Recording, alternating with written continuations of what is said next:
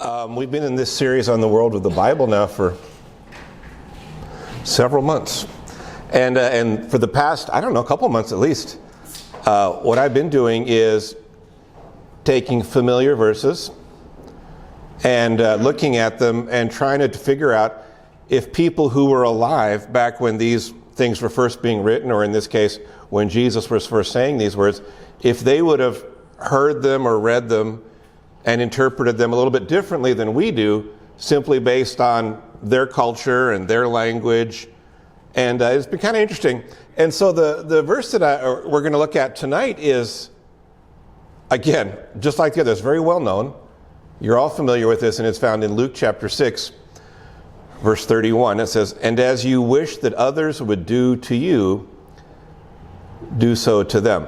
In fact, there's a lot of people in our society that don't necessarily know that's from the Bible.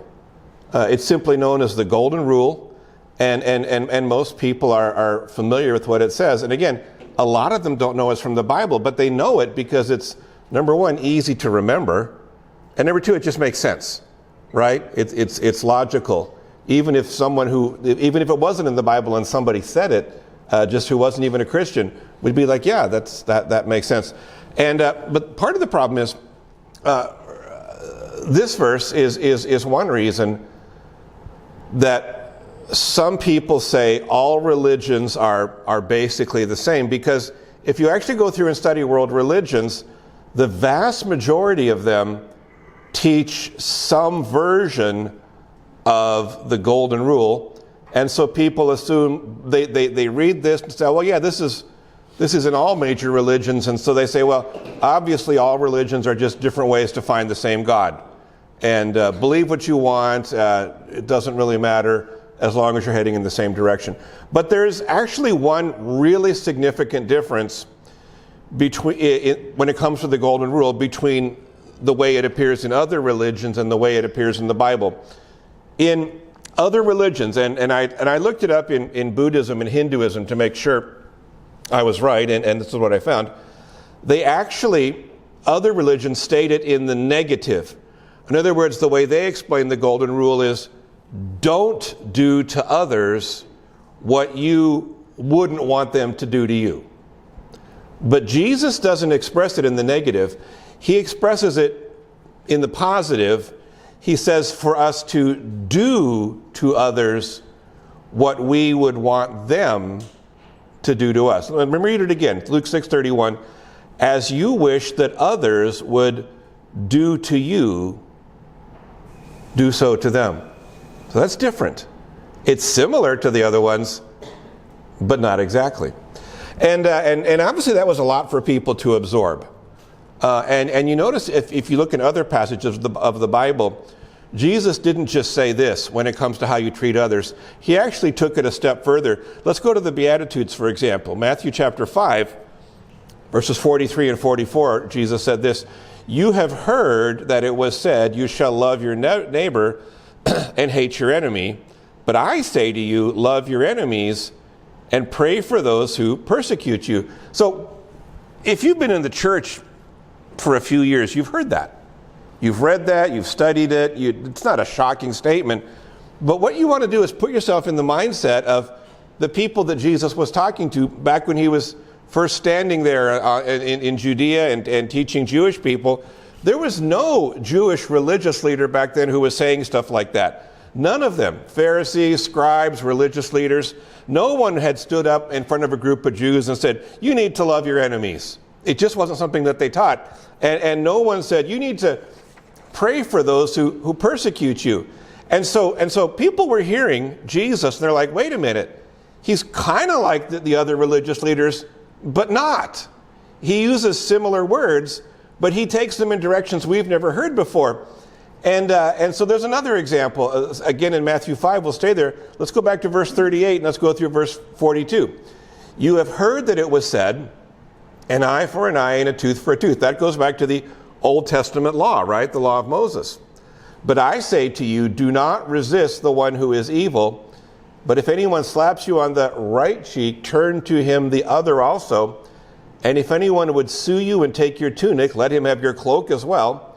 And if anyone forces you to go 1 mile, this is talking about Roman soldiers who had the right to stop you and force you to carry their equipment for 1 mile. They legally could do that to you. If anyone forces you to go 1 mile, go with him 2 miles. Give to the one who begs from you, and do not refuse the one who would borrow from you. So essentially what Jesus is doing here, it's not just about be nice to other people. He was actually addressing a Jewish belief in that day, which came from the Pharisees and other religious leaders, that the only people who deserved to be treated well by you were other Jews who had proven themselves to be faithful in their Jewish faith. So in fact, this was kind of the idea behind the way that the Pharisees judged others. If you go back and look up the word Pharisee in Hebrew, it actually came from a root word that meant separate, the separated ones. And so, and when Pharisees said they were separated from other people, they genuinely meant it. And there were 3 groups of people in society that the Pharisees physically avoided them if possible. Number 1, they avoided any Jewish people who they felt were not particularly religious. So if you were Jewish by background, you were raised there, but you weren't really faithful at the temple and at worship and at prayer, the Pharisees really didn't want anything to do with you. They also avoided religious Jews, but who interpreted the Old Testament differently than they did. They said, well, they're Jewish and they're observant, but their beliefs are all wrong, so we don't want anything to do with them. And then the third and the most awful group of all in the minds of the Pharisees were Gentiles, non-Jewish people. And in the way the Pharisees described them, I remember I had a Hebrew teacher years ago in seminary. The word for Gentile or Gentiles in Hebrew is goyim, except he said, you can go back and find records. The way the Pharisees pronounced the word goyim, it was like they were spitting. Goyim, like it was an insult or something that you, just saying the word made you feel unclean. And so if a Pharisee was, let's say, walking down a street in Jerusalem, and they saw one of these 3 groups of people coming down toward them, a non-observant Jew, or a Jew who interpreted the Bible wrong, or a Gentile, they would actually cross the street to make sure they couldn't physically brush up against that person, because number 1, not only did they feel that such people were unworthy of their attention, they actually believed that being near a person like that, if they got too close to them, it could make them unclean. And then they would have to go to the temple and go through a cleansing ritual, and it was a big headache. And so the Pharisees were the separated ones. They wanted nothing to do with these kind of people. And of course, Jesus was anything but a Pharisee. He was always with the wrong kind of people, welcoming them, eating with them, interacting with them. And it bothered the Pharisees so much when they saw Jesus doing that there was this one story in Matthew 10 where they confronted his disciples about what he was doing. It's in verses 10 and 11. Matthew 9, verses 10 and 11. And as Jesus reclined at table in the house, behold, many tax collectors and sinners came and were reclining with Jesus and his disciples. So they're fellowshipping with him. And when the Pharisees saw this, they said to his disciples, why does your teacher eat with tax collectors and sinners? Because again, in the mind of the Pharisees, he's defiling himself. He's becoming unclean by sharing a meal with these people. How can he claim to be a rabbi, a man of God, and be with these sinners? And so this whole idea of judging others as being less worthy of God's mercy, that's the issue that Jesus was dealing with here in Luke 6, verse 31. Let's read it one more time. And as you wish that others would do to you, do so to them. Now, as I've been saying, we've heard it 100,000 times, whatever. But if you'd have been a Jewish person back in that day and you heard Jesus say these words, you really would have been surprised, maybe shocked. Because Jesus wasn't just saying something they really hadn't heard. He was actually saying something that went against what other Jewish religious leaders taught as God's truth. Remember, if you were a good Jew back then, you accepted other good Jews who were worthy and had proven themselves through their lifestyle to be, faithful Jews. And Jesus here is saying, you need to care about everyone. If you'd like people to be good to you, you ought to be good to them. And so I was kind of thinking about this. I like to think that I'm a welcoming, loving person, but truth be told,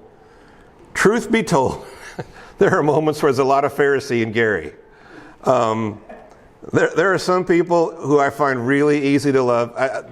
Like, it's easy for me in the church. Like, I think this church is awesome. The people here are amazing. But there are people I have encountered that, truth be told, I would just as soon avoid them. Tell me I'm the only one. Right? We all have those people that we're like, oh man, really? But that's the problem we have, right? Because if I'm a follower of Jesus, which I want to be, and I believe I am, then I know what I'm supposed to do. I'm supposed to love the unlovable. I'm supposed to reach out to the ones who mistreat me.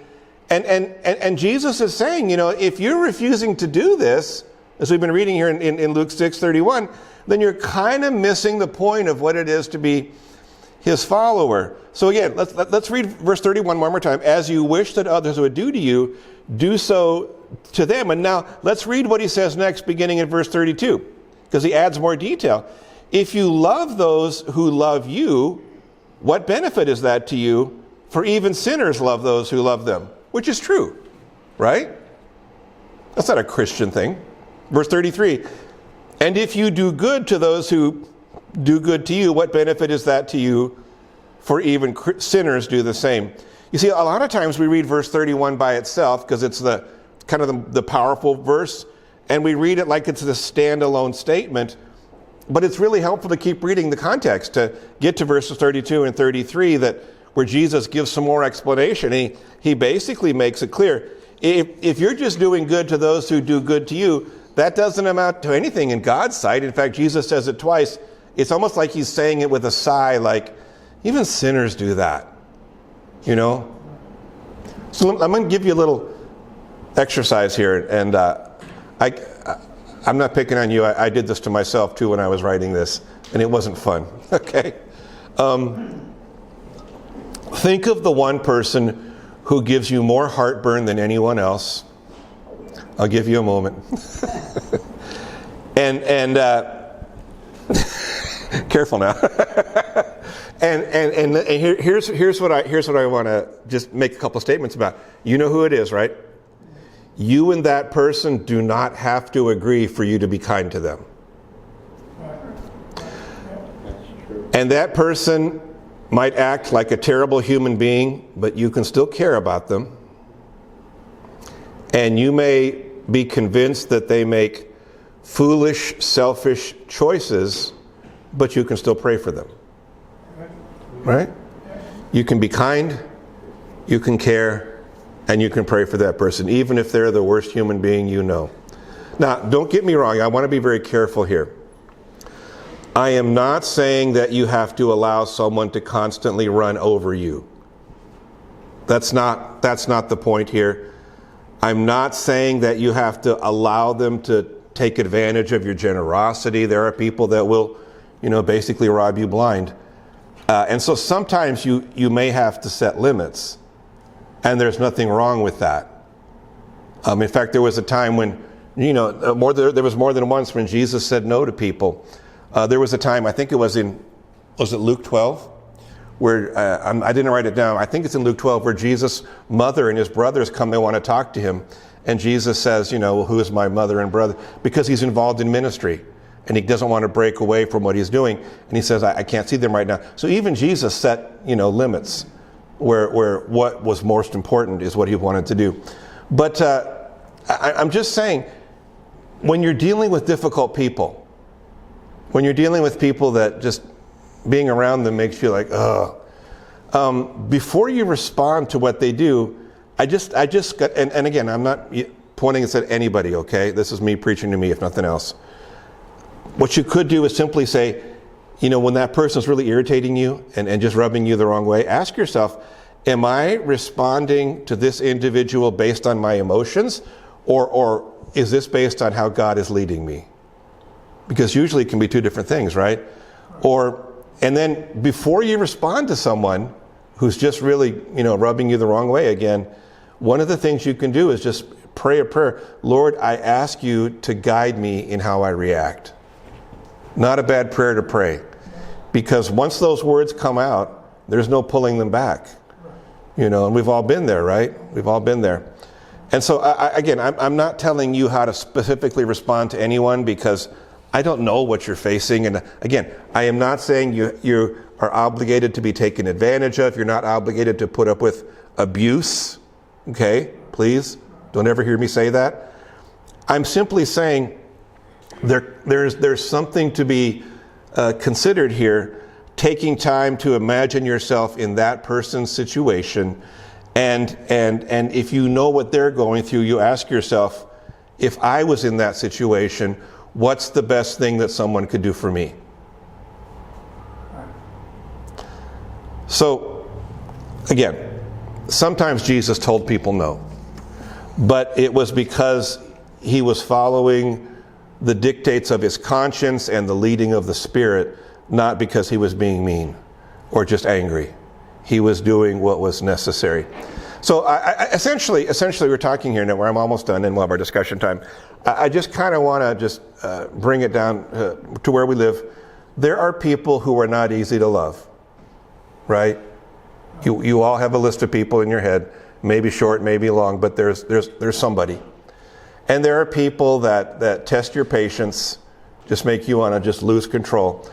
And the best thing you can do, I believe, before you react to that provocation, which inevitably is going to come towards you, ask the Holy Spirit to lead you. It may not be that you can come up with a gentle, loving, encouraging word, but maybe just saying nothing. Right? Right. Yeah. And here's the thing. That person probably is a jerk or worse. Like the Pharisees. They had these groups of people they didn't want anything to do with. And realistically, the Pharisees had a pretty good list of reasons why these people were unworthy by human standards. But the point Jesus is making here is that those kinds of judgments are things we need to be careful of getting involved with. Because God cares for everyone. God cares for me. And I know I'm not worthy of it. And yet I want to judge others as being unworthy. And so the world is still filled with sinners and tax collectors in the modern day equivalent. And Jesus still loves them. Just as he loved you, just as he loves me, Jesus loves them. And so just an encouragement to all of us. Rather than judging people, rather than treating them with disdain or contempt, sometimes as we pray, maybe the Lord would help us to put ourselves in their situation, at least in how we imagine it, and then do for them what Jesus said. One more time, I'm going to read it, then we'll have our discussion. Luke 6:31, as you wish that others would do to you, do so to them. So.